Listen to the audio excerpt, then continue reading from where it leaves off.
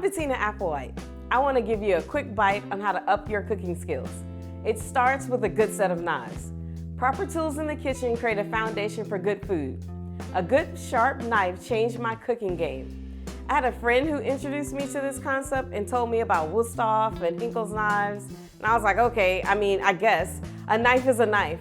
But I wanted to test it out, so I put these knives on my Christmas list one year, and Santa Mother bought me Hinkle's knives.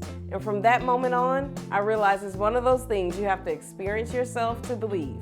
And since then, I've gifted others with these knives, and their disbelief and reaction was exactly the same. Sharp knives are better for cutting, creates less risk for injury since you have to use less pressure, and you can get a good small dice. But a really good quality knife not only does that, but it's also like an extension of your hand. You can decide the weight and how long you want the blade, and it can last you a lifetime with good care.